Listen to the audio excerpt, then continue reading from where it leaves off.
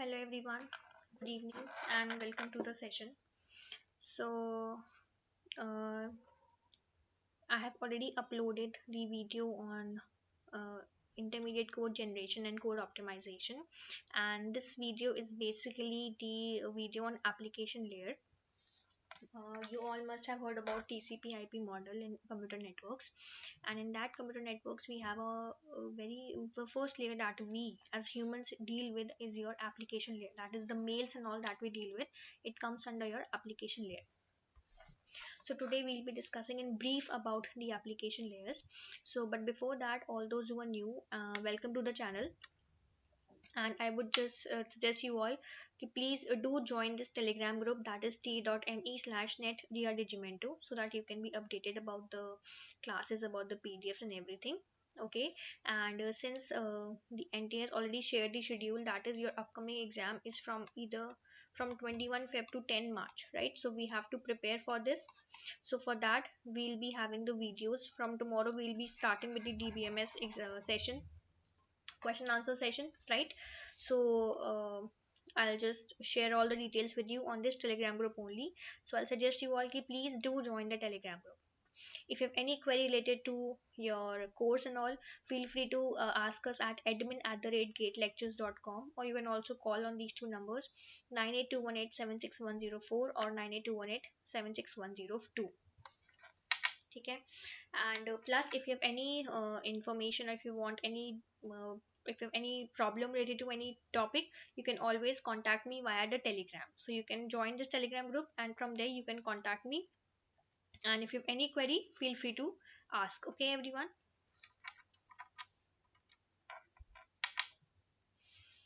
so we'll be dealing with application layer. So I hope you all must you all are aware of this thing, that this is suppose your system A, right? And this is suppose a friend of yours, and this is of system B, and you want to share some information to your friend. So the first layer that you deal with is the application layer. That is the mail that you write. Suppose if you want you the if you want to share your information via mail. उसके बाद we have the transport layer, उसके बाद we have the network layer, उसके बाद we have data link layer, उसके बाद we have physical layer. Physical layer पे the transmission works from one end to another. ठीक है? Then from physical layer the data goes to data link layer, then it goes to your network layer, then it goes to your transport layer, and उसके बाद it goes to application layer. And a person B also deals with the application layer only. So application layer is basically the layer जो जिससे आप deal कर रहे हो, ठीक है, जिसको आप विजिट कर रहे हो, जिसको आप हैंडल कर रहे हो. So that is your application layer. ठीक है? So if you see now, if we see in detail what is application layer. The application layer enables the user, whether human or software, to access the network. Very important point. That is, your application layer is the one that is enabling the user to access the entire software or entire network. Okay. So we as human beings, we are able to access the network only with the help of this application layer. It provides user interfaces and support for services such as electronic mail, file access, and transfer access. ठीक है, मतलब जो भी services हैं आपकी, जो भी user interface वाली सर्विसेज हैं, जैसे आपकी ईमेल हो गई, कोई भी फाइल एक्सेस करनी है, कोई भी फाइल ट्रांसफर करनी है, सिस्टम रिसोर्स को एक्सेस करना है, या नेट को सर्व करना है, या नेटवर्क मैनेजमेंट है, everything is done with the help of this application layer. So it's very important that application layer provides user interfaces and support for services such as email, file access, transfer, access to system resources, surfing the world wide web, network management. ठीक है? Functions क्या है इसके? Transport, access and management. It allows a user to access, retrieve and manage files in a remote computer. ठीक है? मतलब कहीं पे भी आपका कोई भी सिस्टम है, कहीं पे भी. रिमोट कंप्यूटर मीन्स कि something that is remotely available to us, मतलब anywhere we can access it. So कहीं पे भी if you want to access any file, you want to retrieve any file, you want to manage any file, we can do it with the help of application layer. या फिर mail services. It provides the basis for email forwarding and storage facilities. ठीक है? अब ये तो आपके basics हो गए. अब जो इंपॉर्टेंट पार्ट आया वो आपका प्रोटोकॉल्स. प्रोटोकॉल्स में कैसे हो गए? Domain name system, DNS, FTP, file transfer protocol, HTTP hyper text transfer protocol, SMTP simple mail transfer protocol, ये कुछ आपके बेसिक प्रोटोकॉल्स हैं जो पूछे जाते हैं। इसके अलावा आपके POP3 और ये सब भी हैं, ठीक है, उसको हम when we will be discussing the questions तब हम उसको डिस्कस करेंगे, बट फिलहाल के लिए will be discussing these 4-5 protocols. सबसे पहले आया डोमेन नेम सिस्टम, DNS। तो आई एम नॉट श्योर कि आप लोगों ने पहले से इसको पढ़ रखा है, आपको पता है कि नहीं, ठीक है। So let's see about domain name system. There are several applications in the application layer of the internet model that follow the client server paradigm. The client server programs can be divided into two categories. Pehla, those that can be directly used by the user, such as email, and the second that support any other application programs. The domain name system is a supporting program that is used by other programs such as email, ठीक है। सो DNS जो है आपका एक programme है जो दूसरा programme जैसे कि ईमेल वो यूज करता है। तो DNS that is domain name system is a supporting program that is used by another program such as email. तो अगर आप ये एक एग्जांपल देखो यहाँ पे, सो ये आपका क्लाइंट है, ठीक है, ये एक आप कोई भी सिंपल मेल SMTP क्लाइंट है, ठीक है, ये आपका DNS क्लाइंट है, ठीक। सो बेसिकली जो डोमेन नेम है, ठीक है, जो DNS है domain name, it is using this domain name system and it will get an IP address। यहाँ से क्या हुआ, SMTP आपका हो गया simple mail transfer protocol that is your email, ठीक है। ये आपका यूजर है, ये आपका ईमेल आईडी है aperson@wonderful.com, ये आपका क्या है, ये आपकी यूजर आईडी है that is your email ID, ठीक है। यहाँ पे क्या हुआ, इस ईमेल पे व्हाट विल हैपन इज, यहाँ से ये wonderful.com जो आपका डोमेन है वो जाएगा इस डोमेन नेम क्लाइंट के पास, ठीक है। डोमेन नेम एक डोमेन नेम क्लाइंट है और एक डोमेन नेम सर्वर है। डोमेन नेम क्लाइंट आपके नेटवर्क में ही है, ठीक है, this domain name client is inside your network. So what you will do, your this @wonderful.com it will go to DNS client. DNS client will send this wonderful.com to DNS server. DNS server से वहां पे एक IP address आपको assign होगा जो वापस DNS client पे आएगा, फिर DNS क्लाइंट आपको भेजेगा। And when you will go from application layer to transport layer, obviously you know application layer पे तो आपके पास email है ना, बट ट्रांसपोर्ट लेयर पे आपके पास IP एड्रेस आ जाता है, yes or no। तो कभी आपने सोचा कि एप्लीकेशन लेयर से हम ट्रांसपोर्ट लेयर पे जब स्विच कर रहे हैं तो हम ईमेल को IP एड्रेस में कैसे कन्वर्ट कर रहे हैं, जो आपका ईमेल बेस आपका डोमेन नेम है, डोमेन नेम को IP एड्रेस में कैसे कन्वर्ट कर रहे हैं, तो वो आप कन्वर्ट करते हो with the help of DNS that is domain name system. तो यहाँ से क्या हो रहा है, जो आप ये आप हो, ठीक है, दिस इज यू। सो यहाँ से आपका जो डोमेन नेम है वो गया क्लाइंट के पास that is domain name system client. फिर क्लाइंट ने वो नेम फर्दर फॉरवर्ड किया डोमेन नेम सर्वर को, फिर सर्वर चेक करेगा कि कौन सा IP एड्रेस है जो मेरे पास इस वक्त फ्रीली अवेलेबल है। तो सर्वर क्या करेगा, सर्वर एक पर्टिकुलर IP एड्रेस आपको असाइन कर देगा, ठीक है। वो आपके पास कैसे आएगा, it will reach you via this DNS client, server will send this IP address to DNS client, client will send this IP address to you. फिर to all the other layers that is your transport layer, your network layer, उनके पास क्या जाएगा, आपका this IP address will go, ठीक है। सो आपका जो डोमेन है दैट इज wonderful.com, उसको क्या IP एड्रेस असाइन हो गया, 200.200.200.5। So this is the major working of your domain name system. So what it is doing, it is basically converting your domain name to IP address। तो आप application layer पे हो, आपके पास है email ID, तो उस ईमेल आईडी को जब आप ट्रांसपोर्ट लेयर में भेजोगे वहां पे आपको चाहिए IP address. So that will be done with the help of your domain name system. So I hope this point is clear to everyone, ठीक है। अब आया है domain name space. Now what is this domain name space? To be unambiguous, the names assigned to machines must be carefully selected from a name space with complete control over the binding between names and IP addresses. Obviously, इतनी सारी machines हैं, इतने सारे domain names हैं, तो एक हर machine को, एक पर्टिकुलर मशीन को कौन सा IP एड्रेस असाइन करना है, दैट इज वेरी डिफिकल्ट, ठीक है। एंड कि रिपीटिशन ना हो, डुप्लीकेसी ना हो, तो names must be unique because of the addresses are unique. Obviously आपने सुना होगा कि आईपी एड्रेस यूनिक होते हैं। सिंस आईपी एड्रेस यूनिक है तो डोमेन के नेम्स भी यूनिक होने चाहिए, है ना। डोमेन नेम आपके जैसे @wonderful.com वही डोमेन नेम है। वंडरफुल जो है आपका एक डोमेन का नेम है, wonderful.com, ठीक है। So a namespace that maps each address to a unique name can be organized in two ways, flat or hierarchical. अब इसका क्या मतलब है? To have a hierarchical namespace, a domain namespace was designed. क्या design किया गया था? In a hierarchical namespace, each name is made up of several parts. The first part can define the nature of organization. Second part can define the name of an organization. Third part can define departments in the organization and so on. In this design, names are defined in an inverted tree structure with root at the top. तो क्या अगर आप समझो यहाँ पे, this is the structure. जैसे ये आपका एक है एरपा, कोई एक स्ट्रक्चर है, ठीक है। कोई एक ऑर्गेनाइजेशन जिसका है एरपा, फिर एक कम्युनिकेशन की हो गई ऑर्गेनाइजेशन कॉम, फिर एक एजुकेशन की होगी ईडीयू, फिर एक ओआरजी कोई ऑर्गेनाइजेशन हो गई, फिर एडी हो गई, फिर जेडडब्ल्यू हो गई। So these basically are your domain names, ठीक है। मतलब ये पूरा आपका एक डोमेन नेम बनेगा, ये पूरा आपका एक डोमेन नेम बनेगा। So these are your organisations जिनके बेसिस पे आप अपना डोमेन नेम एक रेडी कर रहे हो। How you are using it?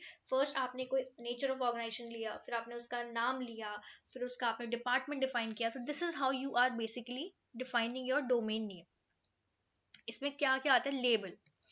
Each node in the tree has a label, which is a string of maximum 63 characters. The root label is a null string. DNS requires that children of a node have different labels, which guarantees the uniqueness of the domain name. मतलब वो क्या बोल रहे हैं कि ये जो आपकी root node है, this root node is null basically, ठीक है। और हर चाइल्ड का एक अलग वैल्यू है। मतलब एरपा है, यहाँ पे हो सकता है यहाँ पे 1 हो, यहाँ पे 2 हो, यहाँ पे 3 हो, जिससे कि जो वैल्यू आए, हर जो डोमेन नेम आए, वो क्या है? वो यूनिक आए। So label is basically the name of each node, ठीक है।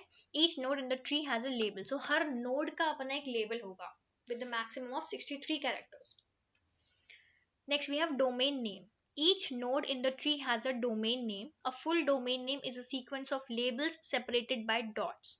The domain names are always read from node up to the root. मतलब हम कैसे पढ़ते हैं domain name? We study from like this: .com, .edu, .org, .org. तो हम नीचे से ऊपर पढ़ते हैं, ठीक है। This is very important for you to know that we always read the name from bottom to top, ठीक है। अगर कोई भी आप देखो तो आप ऐसे पढ़ो www.google.com, सो कॉम आपका सबसे लास्ट में आता है। This is what you are studying, this is how you are studying, how you are reading the names, that is from bottom to top. So this is what they're writing: the domain names are always read from the node up to the root. Then domain. A domain is a subtree of domain namespace. Name of the domain is domain name. मतलब basically they're telling you कि क्या क्या आपके parts होते हैं tree के और कैसे आप उसको further divide कर सकते हो। जैसे ये देखो, challenger.atc.fhda.edu, तो ये आपका एक डोमेन नेम है, ठीक है। challenger.atc.f, तो ये आपका रूट है। ये सबसे नीचे वाली हुई चैलेंजर, ये रूट हुई, ये नोड हुई आपकी एटीसी, ये रूट हुई आपकी एफएचडीए, ये हुई ईडीयू। ये सब क्या है? ये सब है लेबल्स। ईडीयू, एफएचडीए, एटीसी, चैलेंजर, ये सब क्या हो गए आपके? ये हो गए लेबल्स, ठीक है।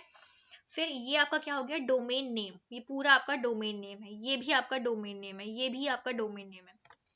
तो अब देखो, हर नोड जो है उसका एक यूनिक नेम है, डोमेन नेम। इसका डोमेन नेम क्या है? edu dot. इसका डोमेन नेम क्या है? fhda.edu। इसका क्या है?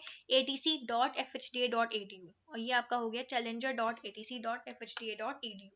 तो ये आपका बॉटम टू टॉप जाएगा। This is how you will read your domain name, this is how you will get the domain names and this is how you will read them, ठीक है। ये आपका देखो कैसे अलग समझाया उन्होंने। यहाँ पे ये रूट है आपका, ये रूट हो गया। ये आपका हो गया कॉम और ईडीयू, ये आपके दो डिफरेंट डोमेन्स हो गए, कॉम और ईडीयू। यहाँ पे आपका ये भी एक डोमेन है, ये एक अलग डोमेन है, ये एक अलग डोमेन है। सिमिलरली ये एक अलग डोमेन है, ये एक अलग डोमेन है. So basically every node when comprised with other nodes will make a domain and you will read from bottom to top. इसमें बहुत डिटेल में मैं इसमें, क्योंकि बहुत इजी है, there is nothing much more to be understood in detail. ठीक है. फिर आपका डीएनएस इन द इंटरनेट. अब इंटरनेट में कैसे यूज हो रहा है? DNS is a protocol that can be used in different platforms. In the internet, the domain namespace, that is जो आपका tree है, it is divided into three sections: generic domains, country domains, inverse domain. Generic domains define registered hosts according to their generic behavior, that is .com communication के लिए हो गया ये, .gov government के लिए हो गया ये.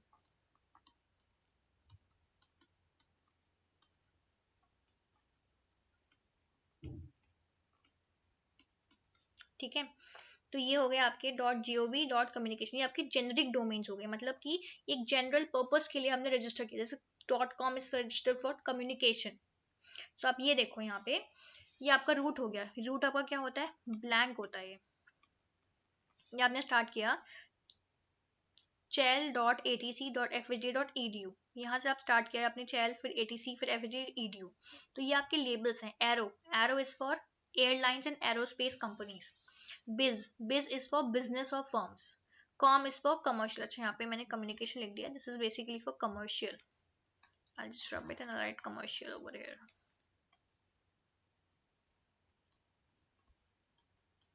ठीक है. This is for commercial organization. Then coop is for cooperative business organizations. edu is for education purpose. gov is for government institutions. info is for information service providers. int is for international organizations. mil is for military groups. Museum is for museum and other non-profit organizations. Name is for personal names. Net is for network support centers. org is for non-profit organizations and pro is for professional input organise. तो ये आपको general purpose के लिए भी पता होना चाहिए. सो ये क्या हो गए आपके? ये हो गए generic domains that are serving for general purpose. ठीक है. जेनरिक हो गए. उसके बाद क्या है? Country domain. So country based domains आपके कंट्री के पर्पस के जो हो गए. ठीक है. ये the country domain section uses 2 character country abbreviation, जैसे कि US for United States, IN for India, है ना. Second labels can be organisational और they can be more specific national designation. For example CA.US, CA आपका California हो गया. CA.US में कहाँ? कैलिफोर्निया. तो ये आपकी एक चीज है. और inverse domain is use to map an address to a name. मतलब कि जब हमें IP एड्रेस को नेम से करना होता है ना, मतलब अभी क्या हो रहा है, हम नेम से, डोमेन नेम से IP एड्रेस जनरेट कर रहे हैं, उसके लिए हम डोमेन DNS का यूज कर रहे हैं. यस और नो. बट जब हमें IP एड्रेस से नेम को जनरेट करना है, in that case we will use inverse domain. ठीक है. तो ये आपका इनवर्स डोमेन हो गया. जैसे कि जस्ट अ सेकेंड. ओके. जैसे कि अगर मैं आपको एक्सप्लेन करूं कि ये आपका रूट हो गया. ठीक है. ये आपका क्या है? रूट डोमेन नेम सर्वर है, DNS सर्वर. ठीक है. अब इससे आपने 3 पार्ट्स डिवाइड हो गए आपके. एक आपका जा रहा है .com के लिए, एक आपका जा रहा है .edu और एक आपका आ गया .gov. ठीक है. तो ये तो आपका रूट सर्वर हो गया. अब यहाँ से भी अलग अलग हो सकता है, अलग अलग वेरिएबल्स हो रहे हो. ये आपका कॉलेज का कोई हो. ठीक है. This is for college. ये आपका किसी और डिपार्टमेंट के लिए हो. ठीक है. सो ये जो हो गए,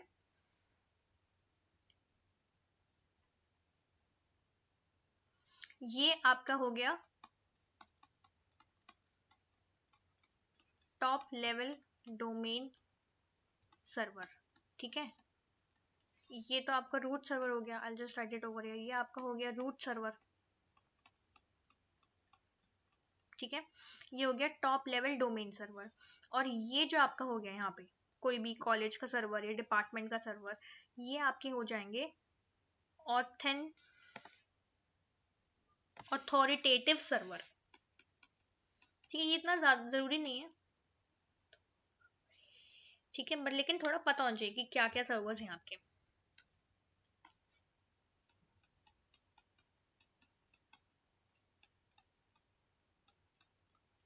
ठीक। अब एक चीज आती है दैट इज योर वेज, कि किन वेज में आप अपने उसको नेम को एक्सेस कर सकते हो। पहला वे होता है आइटरेटिव वे।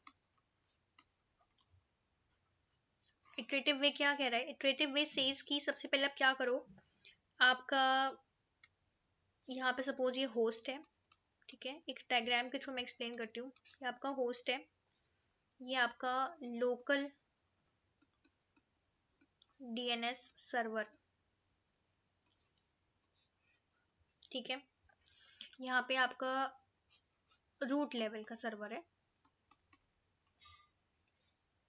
कि आपका टॉप डोमेन हो गया, जो आपके टॉप डोमेन सर्वर बताए थे अभी वो हो गए, और ये आपके अथॉरिटेटिव सर्वर हो गया,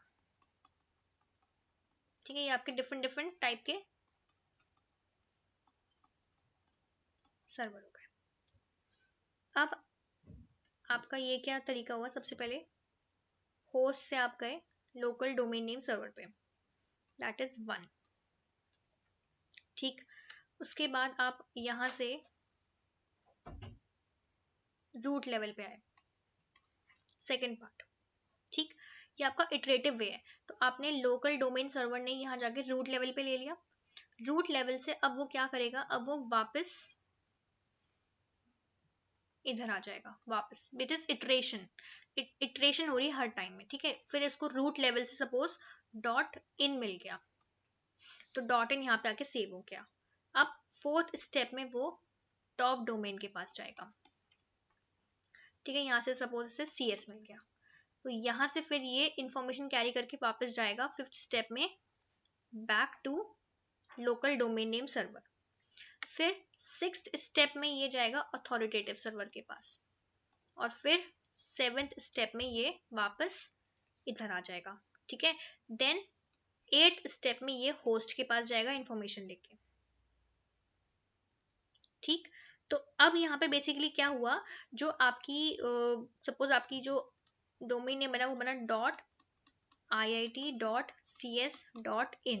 तो इन आपका पहले आया यहाँ से, फिर आपका आया cs, फिर आपका यहाँ से आया iit, और फिर आपका ये आपका इटरेटिव वे हो गया basically. Every time it is repeating, it's going back to local DNS server and then it is carrying out its work.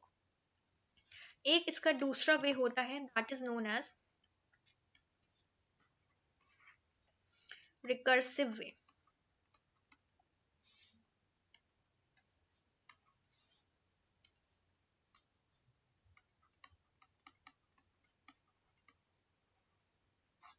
ठीक है, उसमें क्या होता है, सेम वही स्टोरी है, होस्ट है आपका, लोकल डीएनएस है, यहाँ से आपके पास रूट आ गया, यहाँ से आपका टॉप डोमेन सर्वर आया, ठीक है, and this is your authoritative,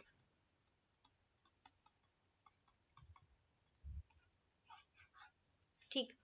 अब इसमें क्या होगा, what will happen is first step पे ये आपका यहाँ लोकल डीएनएस गया, सेकेंड स्टेप पे आपका रूट का वैल्यू आया, नाउ थर्ड पे it will go to top domain, ठीक है, फोर्थ पे it will go to authoritative, यहाँ से उसे वैल्यू मिली वो वापस से जाएगा टॉप डोमेन के पास, फिर टॉप डोमेन जाएगा आपका रूट के पास, फिर रूट जाएगा आपका लोकल डीएनएस के पास, और यहाँ से चला जाएगा होस्ट के पास। तो this is your recursive way, ठीक है, ये रिकर्सिव वे हो गया, और ये आपका इटरेटिव वे हो गया। इटरेटिव वे में क्या हो रहा है कि वो हर वैल्यू लेके वापस जा रहा है लोकल डीएनएस सर्वर के पास, लेकिन रिकर्सिव वे में वो पहले रूट फिर टॉप फिर मतलब रिकर्सिवली ट्रैवल कर रहा है, वो वापस वापस वापस लोकल डीएनएस पे नहीं आ रहा है, ठीक है, ये हो गया, ये हो गया आपका DNS. Next we have file transfer that is FTP. तो फाइल ट्रांसफर क्या है? File transfer protocol is a standard mechanism provided by TCP IP for copying a file from one host to another. Although transferring files from one system to another seems simple and straightforward, some problems must be dealt. क्या अब obviously file transfer करना बहुत easy लगता है कि एक जगह से दूसरी जगह पे फाइल ट्रांसफर करना is very easy process, but there is a problem. What problem? Two systems may use different file name conventions. Two systems may have different ways to represent text and data. Two systems may have different directory structures. तो ये सब problems जो आपके हो सकता है कि file convention अलग अलग हो, फाइल को रिप्रेजेंट करने का तरीका अलग अलग हो, फाइल को स्टोर करने का वे अलग अलग हो, टेक्स्ट और डेटा को रिप्रेजेंट करने का तरीका अलग अलग हो. So all these problems have to be faced first, and then you have to transfer your data, you have to transfer your file. FTP differs from other client server applications in that it establishes two connections between the host. ठीक है, FTP के case में हम दो connections का use करते हैं. One connection is used for data transfer and another for control information. So basically we have two connections when we deal with FTP. So जब भी आप file transfer करते हो तो automatically दो connection establish हो जाते हैं. पहला कनेक्शन तो डेटा के ट्रांसफर के लिए हो गया, और दूसरा कनेक्शन हो गया कंट्रोल इन्फॉर्मेशन, जो कमांड और रिस्पॉन्सेज है उनको उनकी ट्रैवलिंग के लिए. ठीक है, separation of commands and data transfer makes FTP more efficient. The control connection uses very simple rules of communication. So FTP के ये आपका इंपॉर्टेंट है, uses to ports 20 and 21. 21 is for control connection and 20 is for data connection. ठीक है, ये आपका एक स्टेटफुल protocol है. Now what is stateful? What does stateful term means? Stateful means that every activity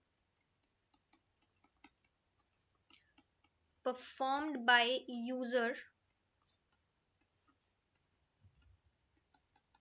is maintained.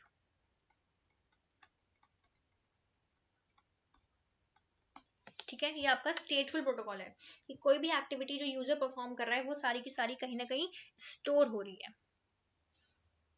ठीक, ये हो गया आपका एफटीपी. ज्यादा कोई डिटेल में नहीं, बस ये आपको पता होना चाहिए कि एफटीपी पे दो आपके प्रोटोकॉल्स लगते हैं, दो आपके कनेक्शन जनरेट होते हैं. ठीक है, next we have hyper text transfer protocol HTTP. तो ये आपको पता है कि इसका पोर्ट नंबर क्या है, इसका पोर्ट नंबर है 80. कहाँ पे यूज होता है, ये यूज होता है TCP पे. ठीक है, सो क्लाइंट, ये आपका क्लाइंट हो गया, यहाँ से आपका सर्वर हो गया.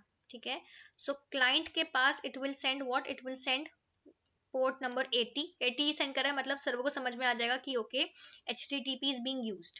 और फिर जिस पर्टिकुलर वेब पेज की डिमांड है वो वेब पेज सर्वर जो है वो क्लाइंट को सेंड कर देता है.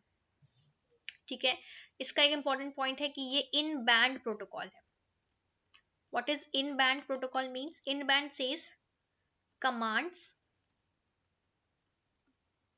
and data travel in one connection. ठीक है, तो ये इन बैंड है अगर, तो FTP कैसा हो गया, FTP हो गया out of band. Out of band मतलब कि डेटा और कंट्रोल अलग अलग उसमें ट्रैवल कर रहे हैं, और इन बैंड मतलब कि डेटा और कंट्रोल एक ही कनेक्शन में ट्रैवल करें. So in band HTTP is in band. Okay, and this is your stateless protocol. Stateless मतलब कि यूजर क्या कर रहा है उसकी कोई इंफॉर्मेशन मेंटेन नहीं है.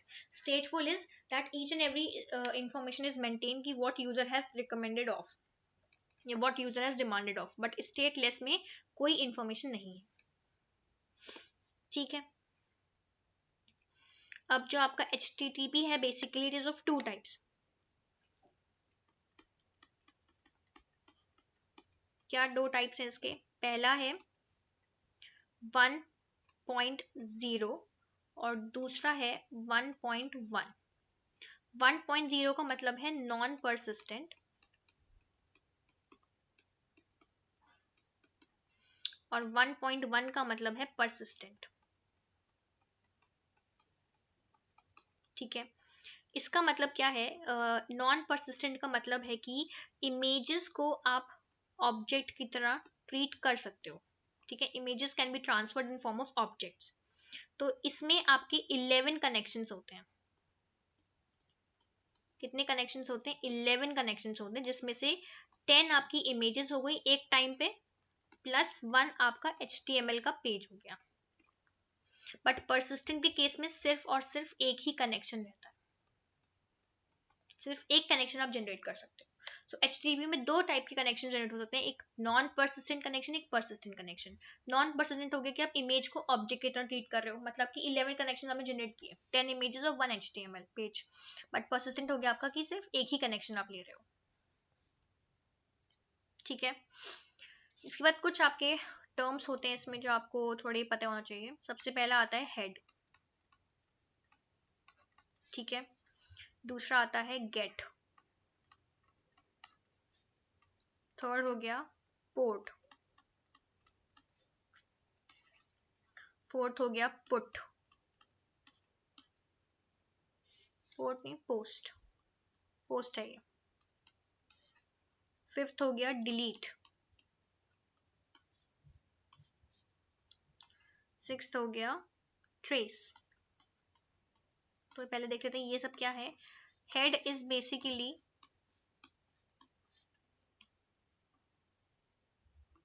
Head is it gives the header of web page. जो आपका वेब पेज है उसका हेडर क्या है वो आपको कैसे मिलेगा, वो आपको मिलेगा हेड के थ्रू, ठीक है। ये कमांड्स हैं आपके। Get is use for getting the web page, ठीक है। जो भी आपको वेब पेज चाहिए वो आप कैसे मिलेगा, वो आपको गेट कमांड से मिलेगा। पोस्ट मतलब कि you want to send the information somewhere, ठीक है। You will mention the place, you will mention the address कि आपको कौन से आईपी एड्रेस पे या कौन से उस पे भेजना है, वहां ये आपका पोस्ट हो जाएगा। पुट मतलब when you want to upload anything, तो अपलोड के केस में आप पुट यूज करते हो। Delete is very clear, when you want to delete an object, ठीक है। और ट्रेस मतलब when you want to search for और यू वांट टू ट्रेस की search from where data is coming, उस केस में आप ट्रेस का यूज करोगे, ठीक है। नेक्स्ट आपका आता है एक और आपका है, that is your options. Options हो गया मतलब कि जो भी आपने ऑप्शंस अवेलेबल मेंशन कर रखे हैं, मतलब if there suppose there certain options mentioned over there कि वेदर वो सर्वर के साथ अवेलेबल है कि नहीं। सो वेदर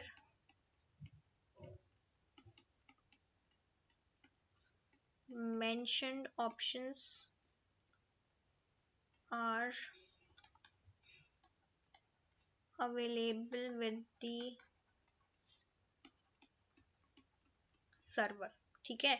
और लास्ट में आपका आता है एक एट्थ आपका ऑप्शन जो बचा, that is connect. What does connect means, connect basically means कि जो कनेक्शन है वो ऑथराइज है या नहीं, ठीक है। तो ये हम सिक्योरिटी पर्पस के लिए करते हैं, ये हम सिक्योरिटी पर्पस के लिए यूज करते हैं connect, that is whether the connection is authorise और नॉट, ठीक है। फिर नेक्स्ट आपका आया SMTP एंड POP। इसी में हम बात कर लेते हैं SMTP और दोनों की, बट बेसिकली इसका थोड़ा अलग सा हिसाब रहता है, ठीक है। ये सबसे पहले तो आपका टेक्स्ट बेस्ड प्रोटोकॉल है,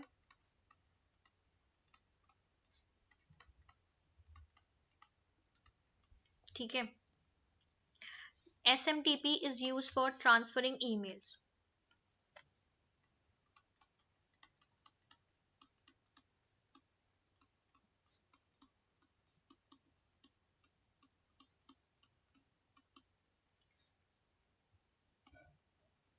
ठीक है। तो अभी आपको पता था SMTP क्लाइंट आपने पढ़ा था, तो आपका ईमेल वाला क्वेश्चन कंसेप्ट था, ठीक है।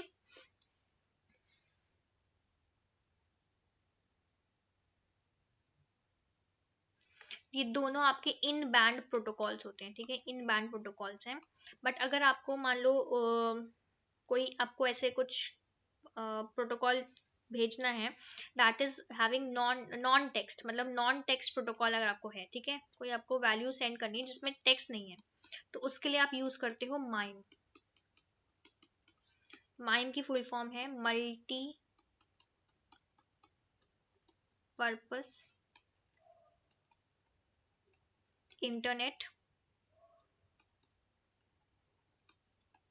मेल एक्सटेंशन, ठीक है। ये तो टेक्स्ट बेस्ड प्रोटोकॉल हो गया आपके। अब इसमें कंसेप्ट जो होता है वो थोड़ा सा अंडरस्टैंडिंग वाला ये है कि सपोज ये आपकी कोई भी मशीन है, ठीक है, या सर्वर है ये सपोज। यहाँ पे आपका एक डिवाइस है जहां से आपने कुछ भी, आपका क्लाइंट है सपोज, ठीक है, मेल क्लाइंट है, यहाँ से आपने अपना एक पुश आपने कमांड दिया। पुश का मतलब क्या कमांड था? पुश का मतलब होता है that you are uploading something, right? Push मतलब, पुश या पुट बेसिकली मतलब आपने, you are trying to upload something, है ना, कुछ आप अपलोड कर रहे हो उस पर।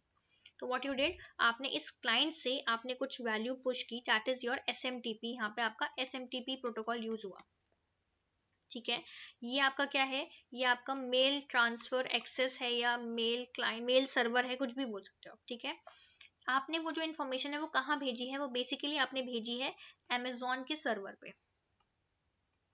ठीक है। एक अमेजोन का सर्वर है हमारे पास जहाँ पे हम इन्फॉर्मेशन सेंड कर रहे हैं। तो यहाँ से वो इन्फॉर्मेशन अब कहाँ चली गई? अमेजोन के सर्वर पे, ठीक है। यहाँ पे अमेजोन का क्लाइंट है, ठीक है। अभी तक आपका क्लाइंट था, अब ये अमेजोन का क्लाइंट है।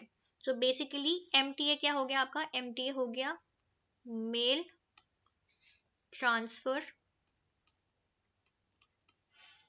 एजेंट, ठीक है। और ये आपका हो गया एमसी, एमसी हो गया आपका मेल क्लाइंट, ठीक है।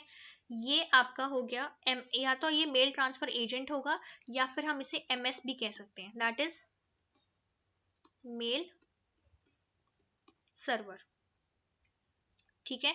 ये आपका एमसी था, यहाँ पे ये भी क्लाइंट है। Now this will pull this information, यहाँ पे यूज होगा पीओपी, ठीक है। तो try to understand this concept कि जब हम यहाँ पे, इसको मैं थोड़ा ऐसे एक्सप्लेन यहाँ पे लिख देती हूँ अलग कलर से तो आपको इजी रहे। जब आप अपनी कोई इंफॉर्मेशन सेंड कर रहे हो, ठीक है, you are trying to upload something और you are trying to send your information to someone, तो आप अगर सोर्स हो बेसिकली तो आप यूज कर रहे हो एसएमटीपी। जो रिसीवर है, जो उस इंफॉर्मेशन को रिसीव कर रहा है, वो किस क्लाइंट, किस प्रोटोकॉल के थ्रू रिसीव करेगा? वो रिसीव करेगा पीओपी के through, that is post office protocol, ठीक है। सो एसएमटीपी में आप ट्रांसफर कर रहे हो अपने प्रोटोकॉल को from client to another client, but you are doing it with the help of SMTP, and POP is basically receiving that protocol that is being sent by another client with the help of POP, ठीक है। सो ये भी आपका या तो MTA होगा या ये MS होगा, या मेल सर्वर होगा या मेल ट्रांसफर एजेंट होगा। सो बेसिकली ये आपके प्रोटोकॉल्स हैं जो थोड़े मतलब ये ऐसा कंसेप्ट है कि कंफ्यूजिंग है या वो है, लेकिन है इजी, कुछ भी नहीं है। सबसे पहला पॉइंट आपका है डीएनएस। सो डीएनएस क्या कर रहा है? डीएनएस बेसिकली आपका जो डोमेन नेम है उसको किस में कन्वर्ट कर रहा है? डोमेन नेम को आईपी में कन्वर्ट कर रहा है, ठीक है। सेकंड है आपका FTP, file transfer protocol. File transfer protocol में दो कनेक्शंस यूज होते हैं, ठीक है। क्या है? एक कनेक्शन डेटा के लिए हो गया और एक कनेक्शन कंट्रोल के कमांड्स के लिए हो गया, ठीक है। तीसरा है आपका एचटीटीपी। एचटीटीपी में एक ही कनेक्शन यूज हो रहा है for both data and control, ठीक है। फिर आपका हो गया एसएमटीपी और फिर आपका हो गया पीओपी। अब एक आपका माइम है जो मैंने आपको बता दिया, जिसकी हम फुल फॉर्म ज्यादा हमसे पूछी जाती है as compare to other things. इसके आपके फुल फॉर्म को पता होना चाहिए, mail multipurpose internet mail extension, ठीक है। ये आपका बेसिक वर्किंग हो गया एसएमटीपी और पीओपी का। तो इसमें ज्यादा कुछ कंसेप्ट है नहीं जिसको आपको प्रॉब्लम हो समझने में, you can easily understand this concept. कोई भी डाउट हो तो आप मुझे मैसेज करके पूछ सकते हो।